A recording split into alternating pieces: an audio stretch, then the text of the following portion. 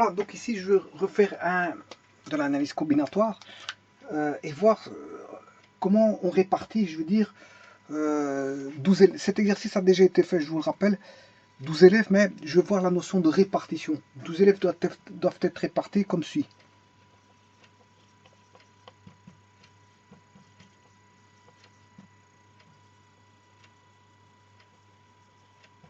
Alors, on a trois classes. La classe A, la classe B et la classe C. Alors, on désire sur les deux élèves 3 en classe A, 4 en classe B et 5 en classe C. Voilà. Alors, vous voyez que ici, donc j'ai 12 élèves au total, hein, 3 plus 4, ça fait bien 7 plus 5, ça fait 12. Donc le compte est bon. C'est un exercice que j'ai fait une vidéo. J'ai réalisé une vidéo comme suit. Je ne sais plus comment est-ce que je l'ai intitulé. Bon, vous allez voir dans l'analyse combinatoire. Vous tapez analyse combinatoire. Avec, bon, bien sûr, mes initiales. Zit, voilà, vous tapez ceci et vous allez rechercher analyse combinatoire. Et là-dedans, qu'est-ce que vous avez? Vous avez, je veux dire, un exercice qui est celui-là. Bon, le but, c'est pas de refaire le même exercice. Oui, je veux de nouveau résoudre, mais en voyant une notion fondamentale qui est la répartition. Hein, la répartition en analyse combinatoire. La répartition, c'est fondamental, qui est une notion utilisée, fortement utilisée en analyse combinatoire. Bon, alors, le but ici, on a, si vous voulez, 12 élèves. Ce qui veut dire que si en termes de boules, c'est comme si je vous avais dit que vous pouvez à chaque fois assimiler à des boules, hein, je veux dire, les ensembles de départ. Bon, il y a plusieurs manières de voir les choses. Soit vous parlez en termes d'ensemble et de sous-ensemble, il n'y a pas de problème, mais généralement, la plupart des personnes ne comprennent pas ce concept de sous-ensemble et d'ensemble. Quoique je viens de faire une vidéo sur ce concept justement d'extrapolation vers le sous-ensemble et sous-ensemble. Bon, on en évite de parler parce que dès le moment où on commence à parler de ça, ben, je veux dire, il y a beaucoup de gens qui ne comprennent pas ces notions-là. Donc, pour bien comprendre l'analyse combinatoire, la meilleure des façons, c'est de voir les choses, c'est-à-dire en faisant intervenir les notions d'urne et de boule. Donc, et là, on voit bien nos urnes, puisque j'ai mis mes trois classes qui ressemblent à des urnes. Voilà, mes trois urnes, j'ai trois urnes A, B, C, et j'ai des boules, 12 boules. Bon, voilà. Donc j'associe mes élèves à des boules. J'ai 12 élèves, j'ai 12 boules. Hein, je considère mes élèves comme étant des boules, 12 boules. Et dont je dois répartir dans le premier casier ou le premier urne ou la première boîte ou le premier, ce que vous voulez, box, eh bien, 3 élèves parmi 12. Ensuite, quand j'ai réparti la première boîte, ben, j'ai une deuxième répartition. Une deuxième répartition à faire, mais il y en a déjà 3 qui ont été placés. Donc vous comprendrez que le nombre d'élèves a changé. Je ne peux plus choisir parmi 12. Mon ensemble de départ a été modifié. Donc ici, quand je vais remettre des élèves ici, je vais remettre 4, mais mon ensemble final, où je devrais répartir la finalité des élèves sur la dernière case, ou dernière urne, ou la dernière case, ou la dernière, ce que vous voulez, boîte, peu importe, eh bien, va changer complètement parce que l'ensemble des boules ou des élèves, appelez-le comme vous voulez, a tout complètement changé parce qu'il était réparti. Ce qui veut dire qu'ici, en termes de boules, je dois répartir 3 élèves parmi 12 élèves. Voilà. Et je dois répartir ici 4 élèves, mais il ne me reste plus de 12 élèves parce que j'en ai déjà réparti 3 ici. L'ensemble a changé. Ce qui fait 12 moins 3, ce qui fait 9. Voilà. Et je dois répartir 5 élèves, voilà, dans, non plus, pas 9 parmi 4, mais parmi 5. Voilà. Ici, ici, ce n'est rien d'autre que des multiplications. Le et, ce ne sont rien d'autre que des multiplications. Vous savez qu'en logique ou en mathématiques booléennes, ou peu importe ce que vous voulez, le et se correspond aux fois. Le et booléenne, ou de la notion ensembliste, hein, quand vous faites des notions ensemblistes, le et c'est l'intersection. L'intersection se joue au niveau calcul par des multiplications. Voilà. Et ça, on avait déjà fait cette vidéo-là, C3, 12 fois C4, 9 fois C5, 5. Voilà, et ça donnait une certaine réponse. Vous pouvez calculer la machine si vous avez les combinaisons en votre possession. Bon, ce qui veut dire que Ici, on va, à partir de cet exemple-là, voir la notion de répartition. Voilà. Cette notion de répartition, en quoi consiste-t-elle? Eh bien, j'ai,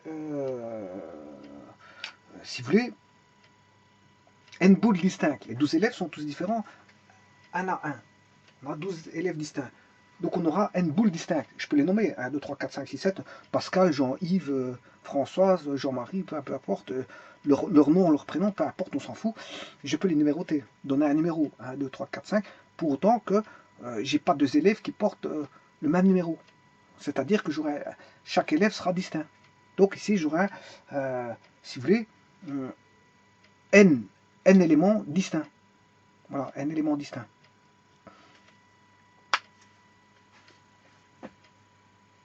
Donc j'aurai n boules distinctes. Ou si vous voulez, en d'autres termes, en termes d'ensemble, j'aurai un ensemble E constitué de 12 éléments. Voilà. Alors maintenant, vous allez me dire, la répartition ici, c'est pas moi qui l'ai choisi, elle a été imposée. Donc c'est une répartition imposée. C'est une répartition imposée, c'est pas un choix. C'est une répartition imposée par l'énoncé, par une personne, ou peu importe. Elle vous dit de faire ça, donc c'est imposé, c'est une répartition imposée. Alors, on aura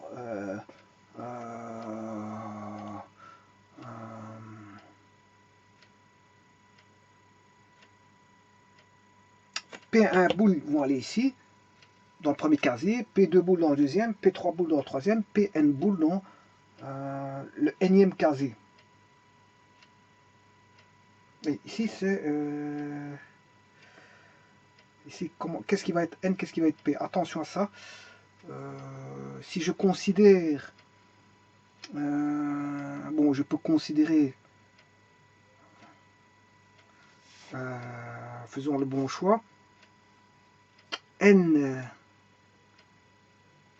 ce sont les élèves. Donc je vais considérer P étant les casiers.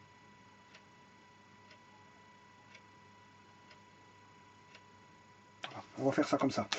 Donc, je vais faire les casiers. Tout d'abord, je vous rappelle que on va diviser en 4 colonnes. Alors, ici, j'aurai le nombre de boules. Bon, l'urne, on va parler de l'urne. L'urne, on va dire qu'on a une urne.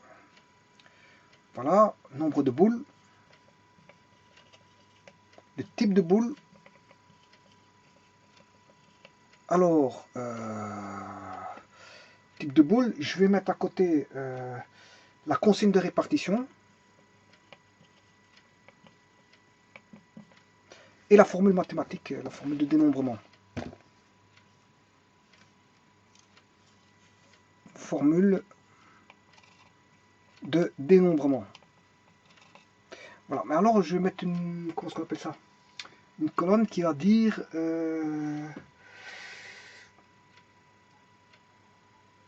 la formation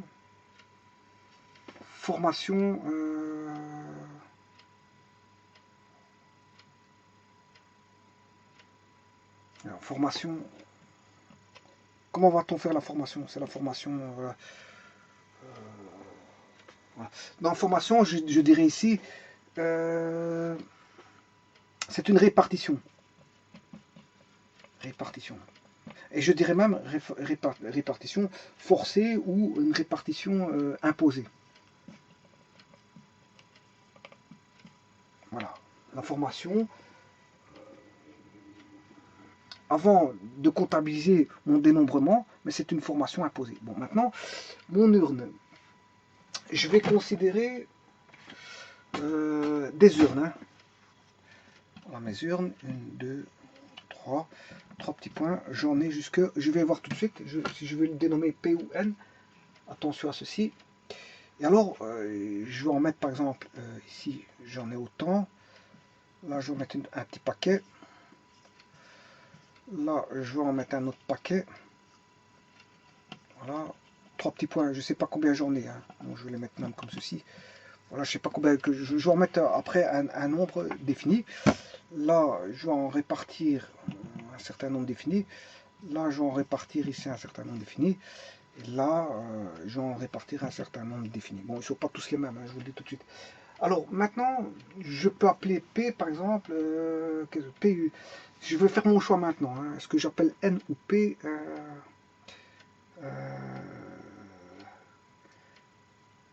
allez, on va considérer qu'on a N urnes.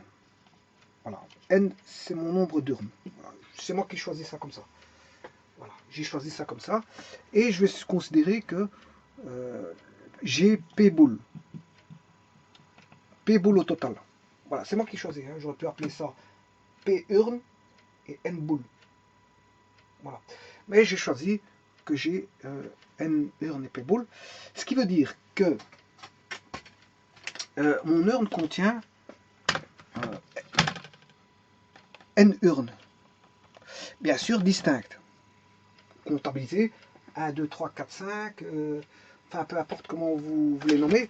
Hein, ici, l'urne A, B, C, D, ou l'urne numérotée 1, 2, 3, là, N. L'urne N.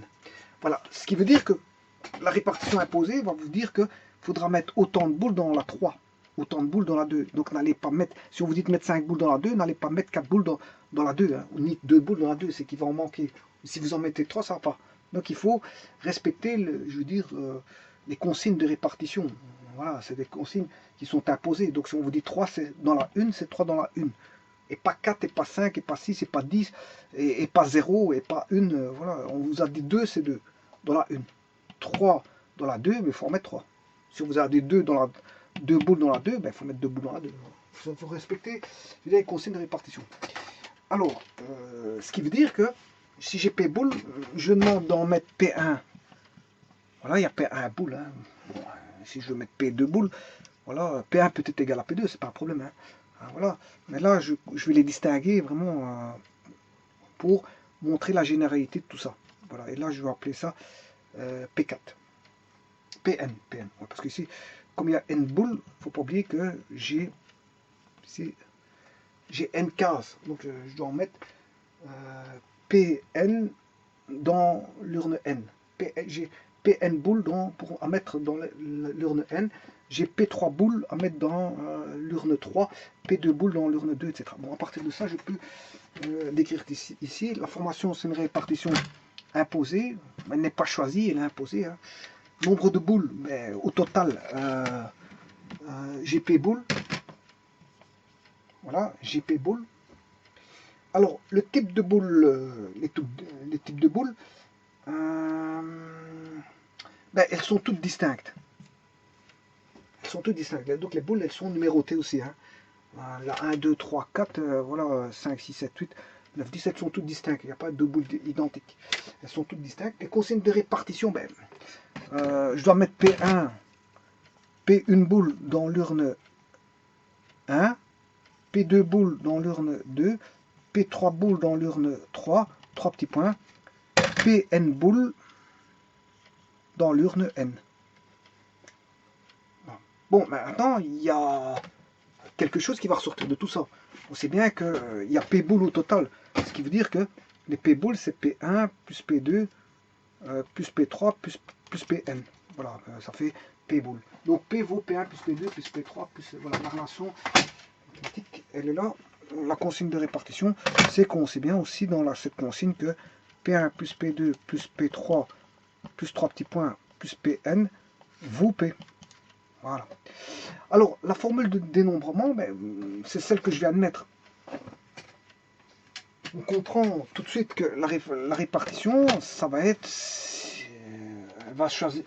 la répartition va se faire de la sorte là. Ça veut dire que dans l'urne 1, j'aurai C, bon je peux mettre P1 boule, mais elle en contient N. Multiplié par dans l'urne 2, je mettrai P2 boule, mais ce sera N moins P2.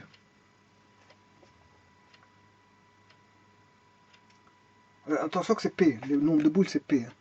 Donc c'est un... Attention, pas se tromper. N, c'est quoi N? N, ce sont les urnes. J'ai 3 urnes. Et ici, j'ai... Non, ce qui va varier ici, d'où ce sont les boules. J'ai 3 boules. J'ai 3 urnes, oui, mais j'ai 3 boules. Donc, 3 boules ici à mettre, par mettre 12 boules. Puis j'aurai... Donc tout va être influencé par le nombre de boules. Donc c'est pas N. C'est CP1P, CP2, P moins P1, fois CP3P moins P1 moins P2, etc. Et le dernier, bon, on comprendrait que ce sera PN, P moins P1 moins P2 moins 3 petits points. Voilà, moins 3 petits, voilà.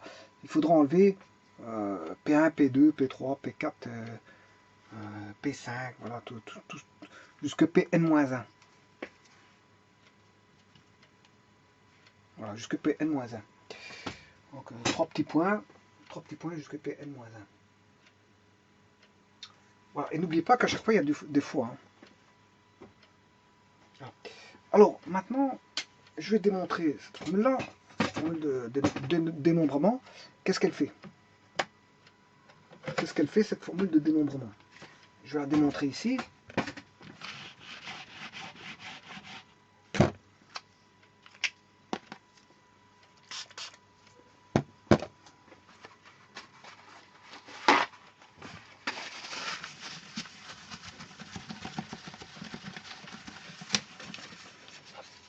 Et après, on va la tester par rapport à notre exemple que j'ai donné au départ. Alors, j'ai CP1P fois CP2 P-1, P-P1 fois CP3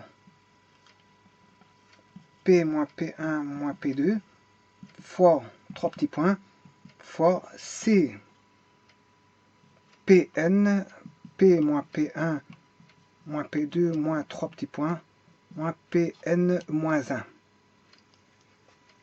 Oui, on peut conjecturer ici parce que, oui, ici j'enlève le P1, là j'enlève P1, P2, mais j'arrive en P2 parce que là j'ai P3, ce sera P3 moins 1, P3 moins 1 ça fait P2. P2 moins 1, P1, donc là ça sera Pn moins 1, voilà le dernier. Alors, on va essayer de démontrer ça. Là, ça veut dire qu'on a P factoriel sur P moins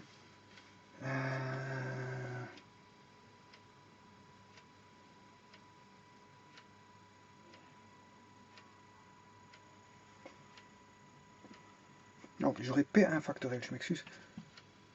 Non, P factoriel. J'aurai P factoriel sur P moins P1 factoriel fois factoriel de P1 fois P moins P1 factoriel P moins P1 moins P2 factoriel, le tout fois P2 factoriel fois 3 petits points fois bon ici je vais remettre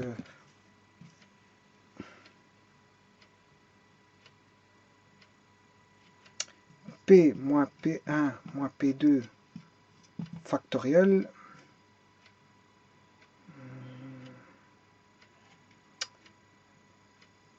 P moins P1 moins P2 factoriel. Non, je suis en train de faire celui-ci. P moins P1 moins P2 factoriel, oui.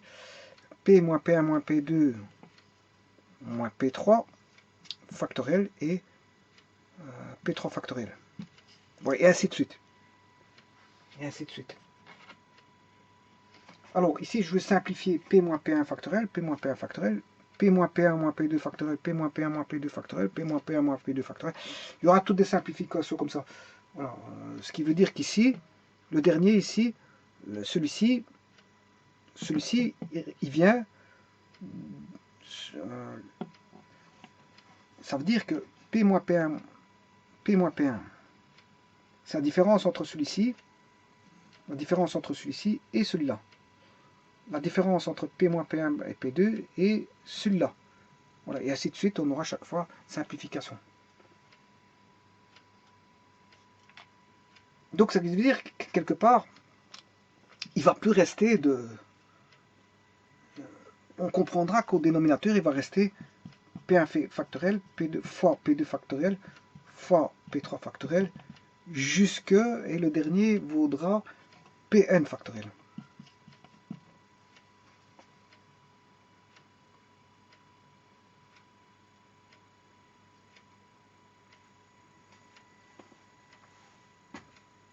Voilà.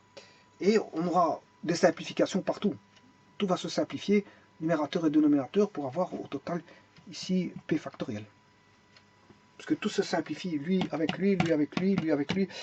Et le dernier, là, il va se simplifier. Cette partie-là va se simplifier avec l'avant-dernier. Et donc tout va se simplifier. Donc il ne restera plus que P factoriel. Là, il va rester P factoriel sur P1, P2, P3, jusqu'à Pn factoriel. Bon. Eh bien, on va appliquer cette formule-là. Donc ça, c'est quand on a une répartition, si vous voulez, une répartition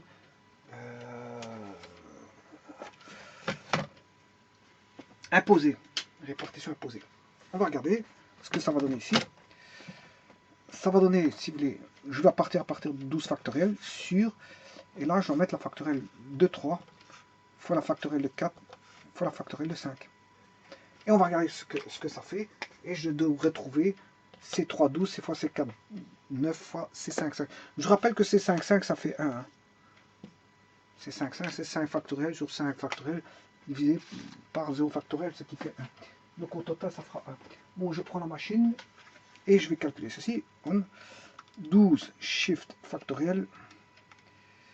Voilà, c'est qui fait un très grand nombre, divisé par 3 shift factoriel, divisé par 4 shift factoriel, et divisé par 5 shift factoriel, 27 720. 27 720. Voilà, donc le compte est bon. Et je vous ferai remarquer que c'est 312 fois C4 9 fait 27 720. Je vais noter la réponse. 27 720, je vais le faire tout de suite. Alors, lorsque ma machine fait les combinaisons, pour aller plus facilement, factoriel, oui, elle fait les combinaisons. Voilà, j'ai la touche Shift NCR qui est là, au-dessus du divisé, NCR. Là, normalement, je dois taper 12C3. On va taper 12 Shift C. Non. Shift C3. Voilà, il m'a donné 220. 12C3, voilà. Voilà pour les combinaisons. Je vais multiplier par Shift 9. Oh, 9 Shift CR 4. 27 720, donc le compte est bon. Et voilà comment on fait une répartition si vous voulez, une répartition imposée. Répartition imposée.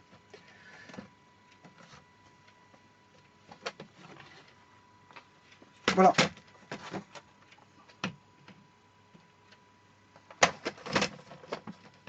Je vous remercie.